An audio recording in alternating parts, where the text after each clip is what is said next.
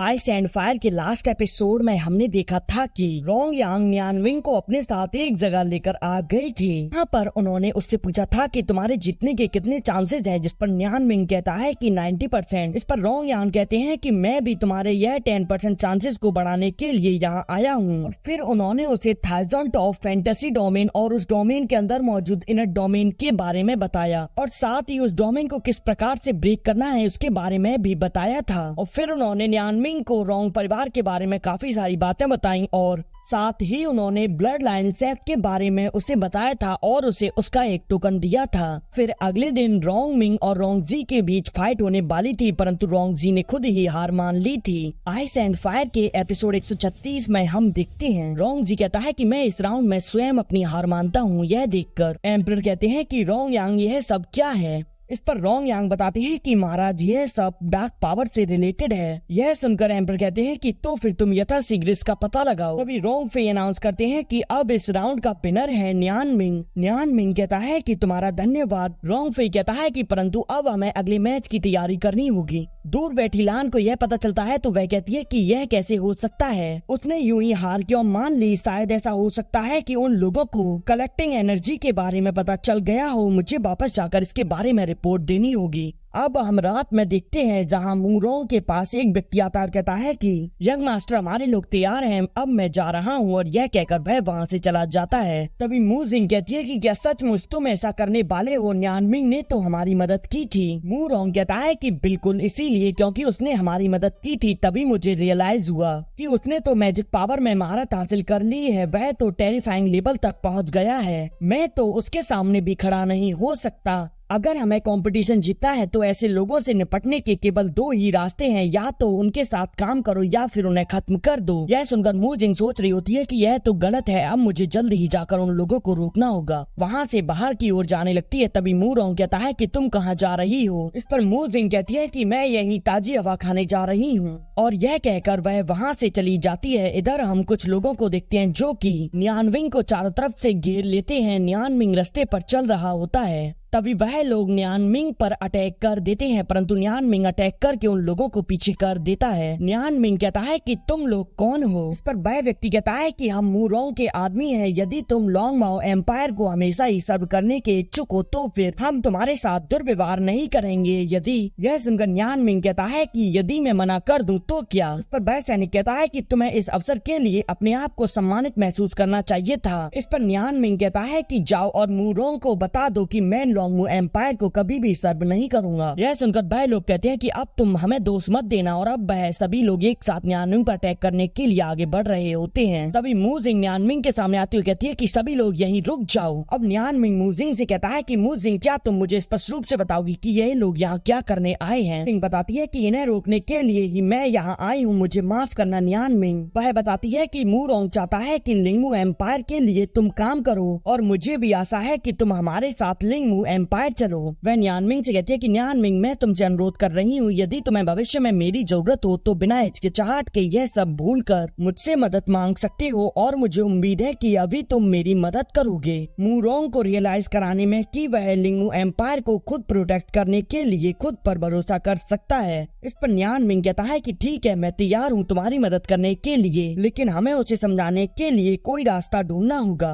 जैसे कि उसकी सबसे महत्वपूर्ण चीज उससे दूर हो जाने की खबर। इस पर मू जिंग कहती है कि उसके लिए सबसे महत्वपूर्ण क्या है? इस पर न्यानमिंग कहता है कि तुम उसके लिए सबसे महत्वपूर्ण हो। अब वह वहाँ खड़े उस सैनिक से कहता है कि तुम जाओ और जाकर मूरोंग से यह कह दो कि मैंने मू जिंग को मार डाला। ऐसा सुनते ही मूरोंग निश्चित रूप से पूरे शहर में एक भूखे शिकारी की तरह मुझे खोजेगा। यह सुनकर वह सैनिक कहता है कि यदि यह यंग मास्टर की भलाई के लिए है तो मैं यह करने को तैयार हूँ। तभी न्यानमिंग की नजर मू जिंग के गले पर पड़ती है। उसके गले में एक जेम्स स्टोन होता है और अब वह उसे लेकर उस सैनिक को दे देता है और कहता है कि इससे उसे भरोसा हो जाएगा कि मैंने उसे मार डाला। अब हम देखते हैं कि वह सैनिक प्लान के अनुसार मूरोंग को वह स्टोन देते हुए कहता है कि न्यानमिंग ने मू जिंग को मार दिया। यह सुनकर मूरोंग कहता है कि क्या न्यानमिंग ने मू जिंग को मार डाला? क्या तुमने यह अपनी आंखों से देखा? इस पर वह सैनिक कहता है कि हाँ। यह सुनकर मूरोंग को एक बात याद आती है। जब मू जिंग काफी ज्यादा परेशान हो गई थी, उसका मैजिक आउट ऑफ कंट्रोल हो गया था, तब उसे लोग उसके पास नहीं जाने दे रहे थे, परंतु मूरोंग फिर भी जबरदस्ती करके उसकी सील को हटाकर उसके पास जाने लगा था। परंतु मूजिंग का वुड मैजिक उस पर अटैक कर देता है, जिसकी वजह से मूरोंग काफी बुरी तरह घायल होने लगता है। परंतु मूरोंग फिर भी हार नहीं मानता और कहता है कि जिंग जल्दी से उठो, और वह उसकी तरफ आगे बढ़ रहा होता है, परंतु उसकी वह वुड एलिमेंट की मैजिकल पावर उसे वहीं जकड़ लेती है। वह जिंग को उठाने की पूरी कोशिश कर रहा होता है, तभी जिंग की आंख खुलती है। भाई पिताजी मुझे यहाँ अकेला छोड़कर चले गए, लेकिन आप यहाँ क्यों आ गए? मूरोंग कहता है कि तुम मेरी छोटी बहन हो, इससे कोई फर्क नहीं पड़ता कि तुम्हें क्या हुआ है, मैं अभी भी तुम्हारे साथ हूँ और हमेशा के लिए मैं तुम्हारी रक्षा करूंगा। और यह कहते हुए वह उस स्टोन को उसकी तरफ बढ़ा रहा होता है, जिससे कि उसकी पावर धीरे धीरे कंट्रोल हो जाती है। अब मूरोंग कहता है कि अब तुम्हें कैसा महसूस हो रहा है, और फिर वह उसे उस स्टोन को देते हुए कहता है कि यह स्टोन तुम्हारे शरीर में मौजूद हिंसक मैजिक एलिमेंट को टेम्परेरी रूप से दबा सकता है। तभी मूजिंग की नजर अपने भाई पर पड़ती है, वह काफी बुरी तरह से घायल होता है। मूरोंग कहता है कि तुम इसकी चिंता मत करो, मैं जल्द ही ठीक हो जाऊंगा। यह सब बातें मूरोंग रियल टाइम में सोच रहा होता है। वह कहता है कि इम्पॉसिबल, और अब वह अपने पास से एक पत्ते को बाहर निकालते हुए कहता है कि जब तक यह पत्ता हरा भरा है तब तक उसे कुछ नहीं हो सकता। परंतु तभी वह पत्ता भी वहीं डिस्ट्रॉय हो जाता है। इधर हम उसी समय पर मूजिंग को देखते हैं, वह उस पत्ते को दिखाते हुए कहती है कि जब तक यह पत्ता डिस्ट्रॉय नहीं होगा तब तक मूरोंग भरोसा नहीं करेगा कि मैं मारी जा चुकी हूँ। मूरोंग कहता है कि न्यानमिंग आज मैं तुम्हें इसी रात मार डालूंगा,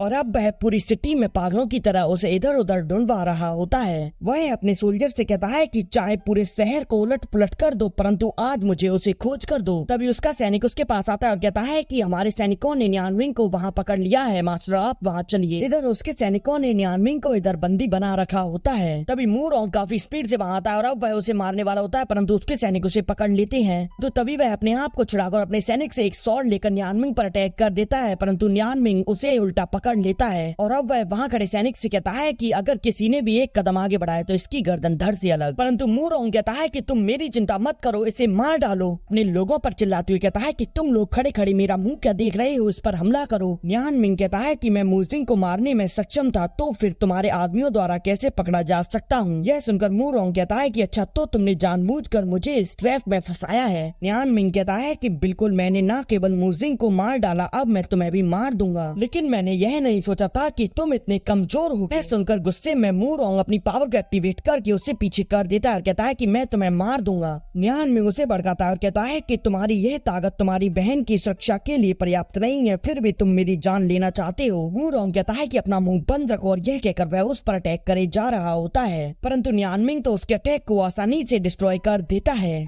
अब न्यानमिंग अपनी स्पेस पावर का उपयोग करके उसे चाकू की नोक पर रख लेता है और कहता है कि क्या तुम्हें पता है कि मूजिंग मरने से पहले क्या कह रही थी? मैं तुम्हें बता दूं, वह अपनी जान की भीख मांग रही थी। क्या अब मुझे तुम्हें मार देना चाहिए? परंतु तभी मूरोंग अपनी पावर का ब्लास्ट करके उससे पीछे कर देता है। न्यानमिंग कहता है कि तुम काफी ज्यादा कमजोर हो, तुम्हें मारने में मजा नहीं आ रहा, चलो मैं तुम्हें तुम्हारा रिवेंज लेने के लिए एक और चांस दे रहा हूँ। मूरोंग कहता है कि मैं धीरे धीरे मजबूत बनने के लिए कड़ी मेहनत करूंगा और फिर मैं तुम्हें मार दूंगा। यह सुनकर न्यानमिंग कहता है कि बहुत अच्छे, और तभी जिंग उसके पीछे से आ जाती है। उसे देखकर मूरोंग कहता है कि जिंग तुम।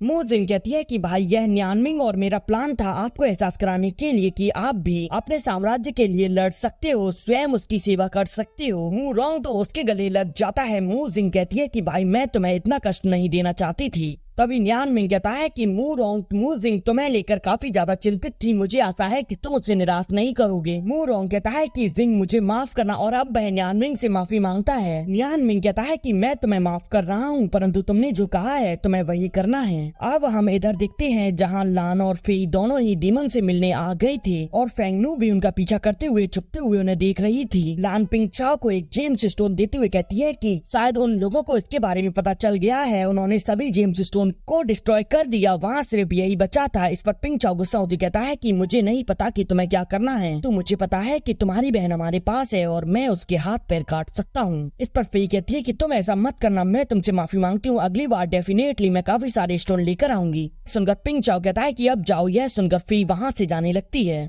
अब पिंगचाओ लान से कहता है कि मून मास्टर ने कहा है कि जल्दी से लॉन्ग लाइफ ब्लेड की जगह को ढूंढो और वहाँ उसके चारों ओर बनी सील को कमजोर करने के लिए वहाँ एक फॉर्मेशन बना दो। फेंगनू भी दूर से यह सब कुछ देख रही होती है और वह सोचती है कि मुझे अंदर जाना चाहिए, परंतु तभी कुछ डीमन उसके पीछे आकर उस पर अटैक कर देते हैं, परंतु फेंगनू बच जाती है। लेकिन इससे सभी को पता चल जाता है और पिंग चाओ कहता है कि यह तो फ्योनिक्स है, यह तो काफी ज्यादा स्ट्रॉन्ग होती है। ऐसा लगता है कि मुझे अब उस स्क्रॉल का उपयोग करना होगा जो मून मास्टर ने मुझे दिया था। इधर फे सोच रही होती है कि यह तो वही लड़की है जो कि न्यानमिंग के साथ रहती है। ऐसा लगता है कि न्यानमिंग इस मामले की जांच कर रहा है, शायद वह लड़की लान और मुझे बचा सकती है।